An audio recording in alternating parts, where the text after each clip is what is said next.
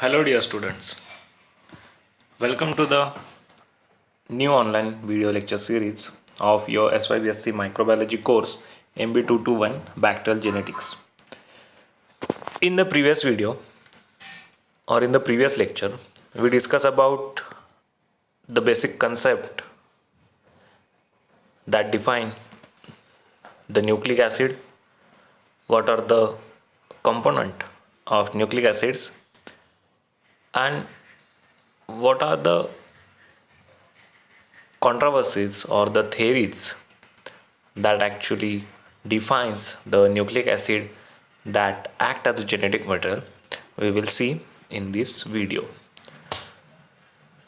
In the previous video, we gone through the process of concept clearing of gene, what are the basic concept of nucleic acid, how the nucleic acid word is defined, and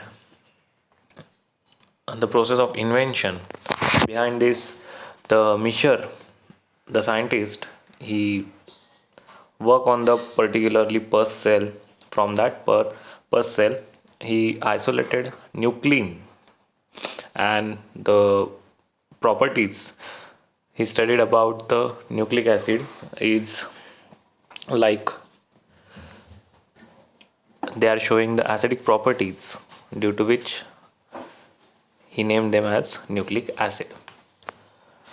So we all know about the nucleic acid structure and all the basic criterias. We will start our first subtitle, that evidences of nucleic acid that act as a genetic material.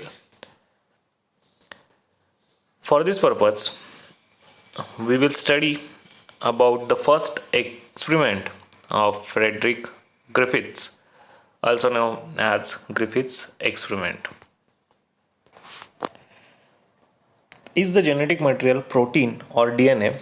This discussion is by the early of 1900 that genetics knew that gene control the inheritance of trait. That gene are located on the chromosome, and that chemically chromosomes are mainly composed of DNA and proteins.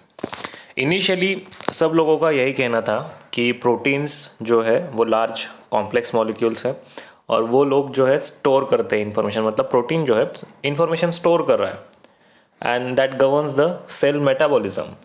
Hence सब लोगों का यही कहना था कि जो भी material है जेनेटिक मटेरियल का काम जो करेगा वो प्रोटीन है. ऐसा अर्ली 90s का जो थियरीज थी या जो साइंटिस्ट लोग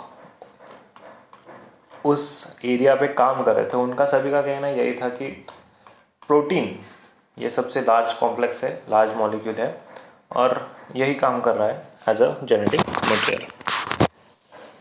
on the other hand, DNA it thought to be small simple molecule which composition varied little among the species. मतलब डीएनए का कंपोजिशन जो है वो स्पीशीज बाय स्पीशीज वेरी कर रहा है. Over the time this ideas about DNA were shown to be wrong. मतलब सबका कहना था कि डीएनए कुछ काम का नहीं है, सबसे बड़ा काम तो प्रोटीन कर रहा है, प्रोटीन ही इंफॉर्मेशन स्टोर कर रहा है, प्रोटीन ही सब from first generation to second generation सब चीज़ें ट्रांसफ़र कर रहा है. So over the time in fact DNA molecules are large and it is very tremendously within and among the species. Variations in the DNA molecules are different than the variation in shape, electrical charge and function shown by the proteins. So these were very surprising to all the scientists. Then after a period of 25 years, मतलब बहुत ज़्यादा समय जाने के बाद 1928 to 1952 वहाँ पे जाके सब साइंटिस्ट जो भी जेनेटिक्स थे उन्होंने कन्विंस किया या वो कन्विंस हो गए कि जेनेटिक मटेरियल डीएनए है, नॉट द प्रोटीन.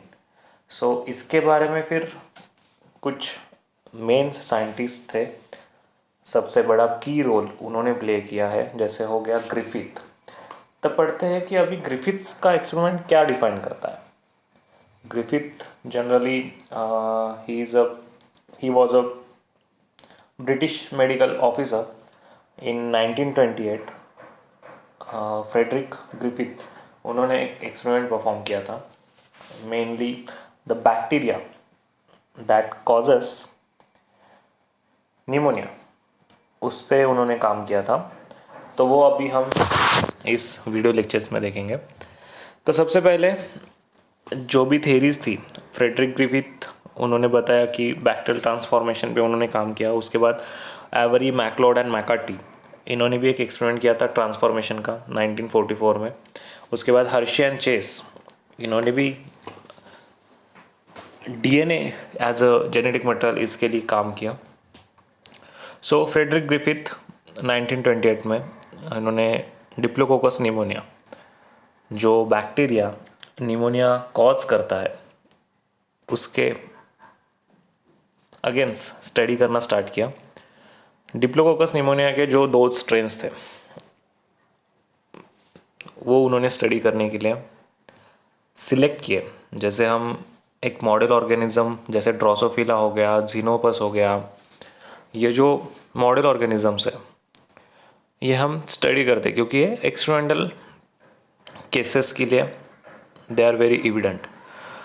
उसी प्रकार diplococcus pneumonia is the pneumonia causing bacteria in which there are various strains. जैसे आप कोविड का जो सिचुएशन, करंट सिचुएशन कोविड-19 का चालू है.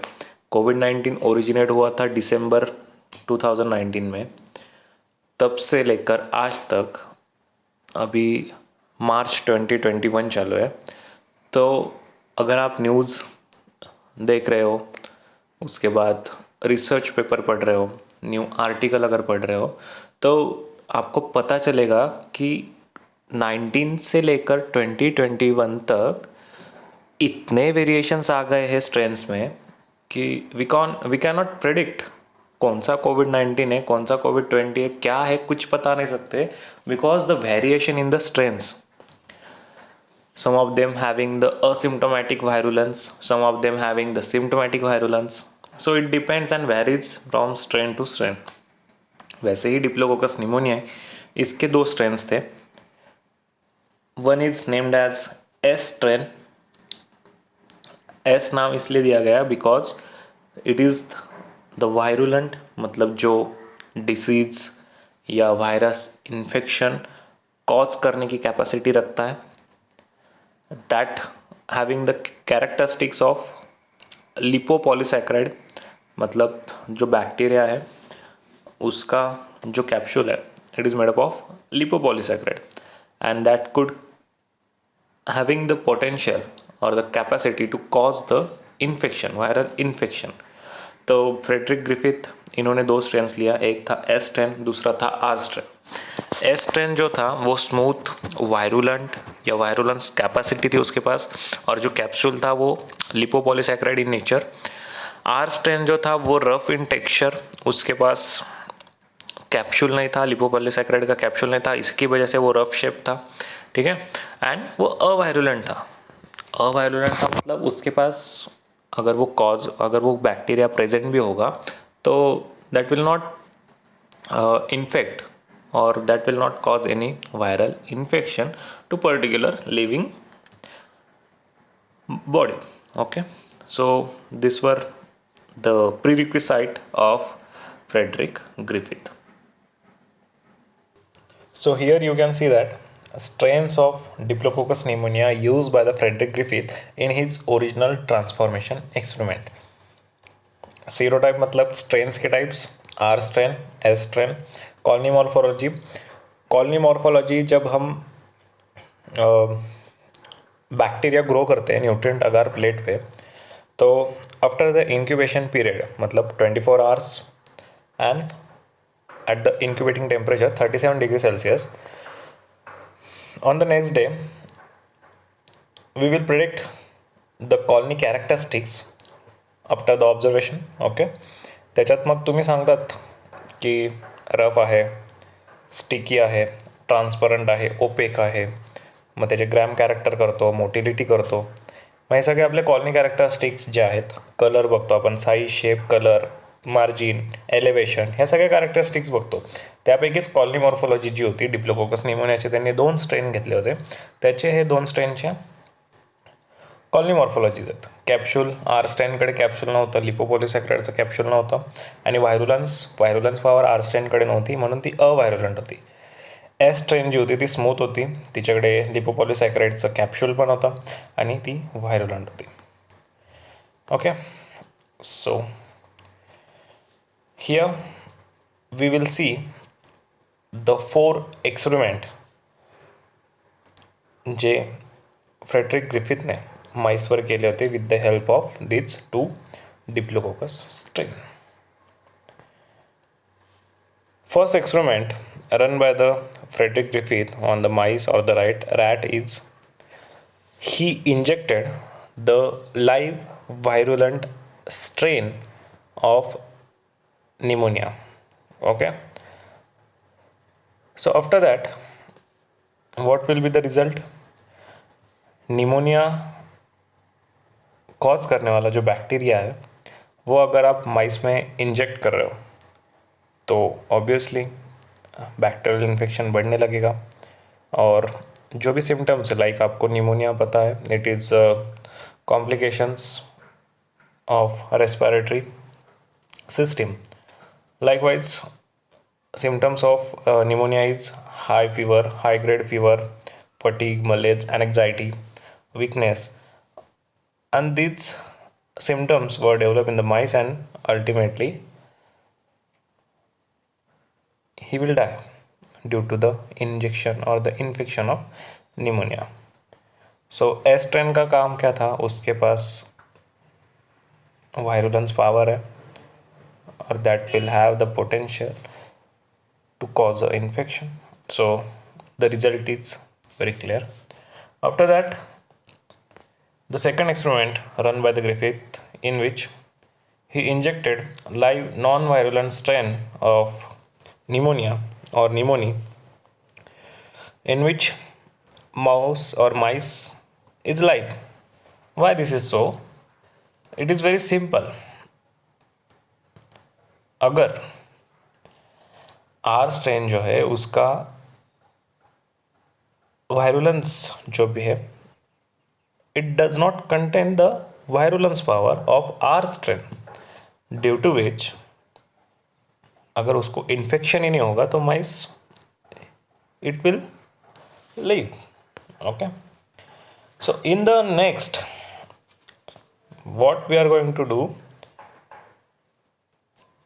और द साइंटिस्ट फ्रेडरिक ग्रिफिथ, उन्होंने क्या किया, हिट किल्ड वायरुलेंट स्ट्रेन जो था एस निमोनिया या स्ट्रेप्टोकोकस निमोनिया, डिप्लोकोकस निमोनिया.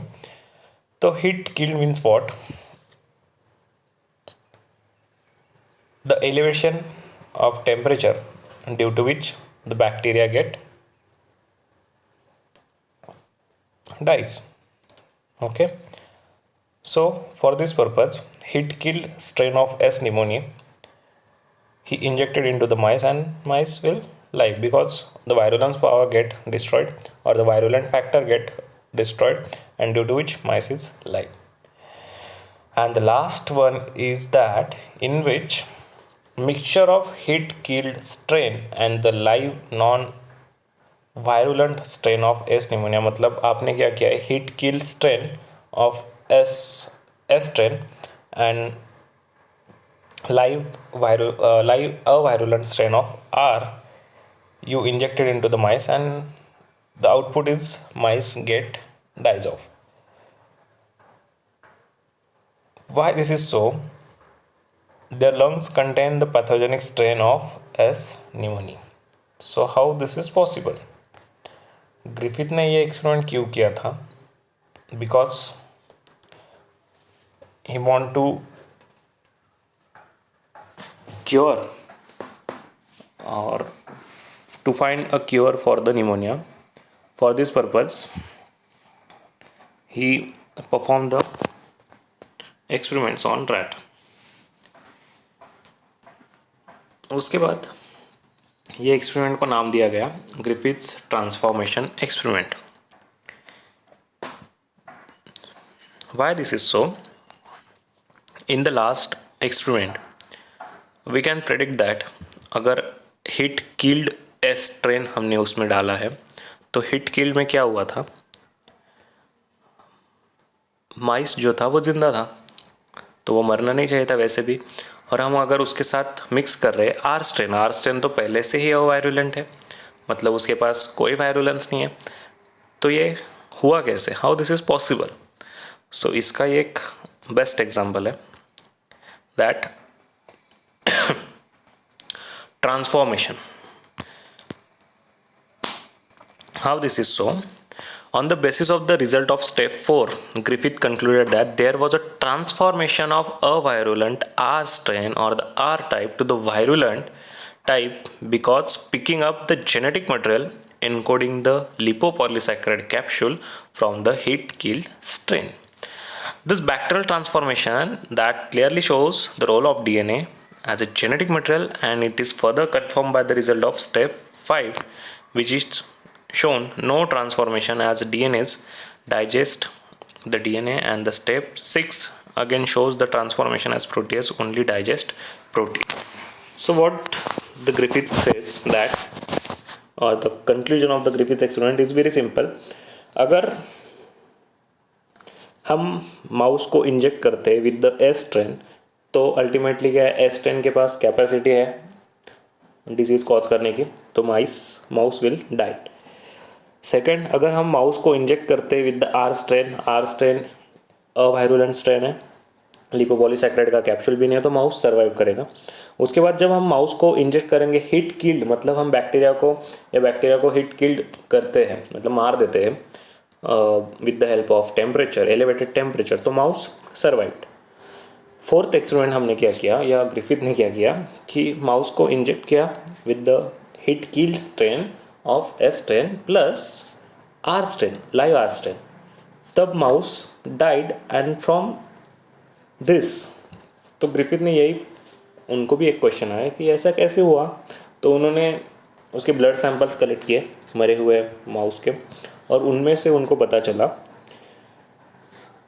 कि द अवायरुलेंट आर टाइप जो स्ट्रेन था इट इज़ ट्रांसफॉर्म्ड, मतलब उसका DNA it will transform into the S type और वायरुलेंट टाइप, ठीक है, ड्यू टू विच वो जो माउस था वो मर गया, ठीक है। उसके बाद फिर से उन्होंने एक एक्सपेरिमेंट किया, माउस को उन्होंने इंजेक्ट किया with the heat killed S strain, living R strain and A DNS. अभी डीएनएस का काम क्या होता है, डीएनएस आप सबको पता है एक एंजाइम है जो डीएनए को रेस्ट्रिक्ट कर देगा, उसको उसकी एक्टिविटी बंद कर देगा, उसको डिस्ट्रॉय कर देगा, ठीक है, डिजेनरेट कर देगा। जैसे प्रोटीएज होगा तो वो प्रोटीन को डिग्रेड कर देगा, आरएनएज होगा तो आरएनए को डिग्रेड करेगा। वैसे ही उन्होंने क्या किया, heat kill strain, are strain और डीएनएस को डाला। तो आपको क्या पता है, अगर या हमने अभी तक क्या देखा कि हिट किल स्ट्रेन होगा, आर स्ट्रेन होगा तो माउस मरने वाला है, क्योंकि एस स्ट्रेन का डीएनए आर स्ट्रेन में आ गया है, ट्रांसफॉर्म हो गया है।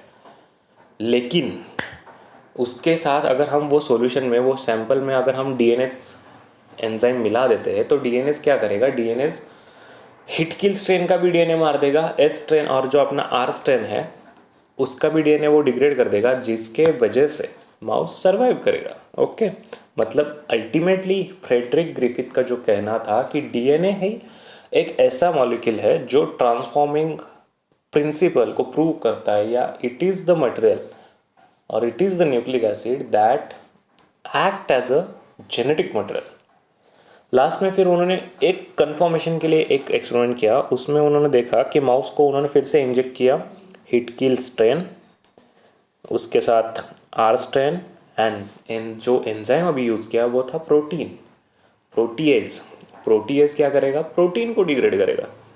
अगर ट्रांसफॉर्मिंग मटेरियल का काम डीएनए कर रहा है तो प्रोटीएज डाल के कुछ फ़ायदा ही नहीं ना, बिकॉज डीएनए क्या है, जेनेटिक मटेरियल है, वही इंफॉर्मेशन ट्रांसफ़र कर रहा है। और जिसके वजह से जो एस स्ट्रेन का डीएनए जो था वो आर स्ट्रेन में आ जाता है। एस स्ट्रेन का डीएनए मतलब क्या है, उस बैक्टीरिया के पास कैपेसिटी थी डिसीज कॉज करेगा, और वो डीएनए अगर आर स्ट्रेन में आ जाता है तो अल्टीमेटली क्या होने वाला है, इन्फेक्शन कॉज करेगा आर स्ट्रेन। ठीक है, तो फिर प्रोटीज एंजाइम डाल के फायदा ही नहीं ना, जब प्रोटीन का कुछ काम ही नहीं है, प्रोटीएज डाल के सिर्फ प्रोटीन डिग्रेड होगा, एक्चुअल काम तो डीएनए करने वाला है। तो फिर क्या होने वाला है, जो भी हिट किल एस स्ट्रेन का जो डीएनए था वो taken up by the R strain, और उसके वजह से फिर से mouse get died because of pneumonia. So this is about the first and the very important experiment of Griffith that proves the genetic material or the transforming material is only and only DNA. So if you have any questions related to this, ask in the comment section or in our WhatsApp group. Till then, go through the Griffith experiment or study all the uh, replicas, what he studied about the strains of pneumonia. Okay, thank you.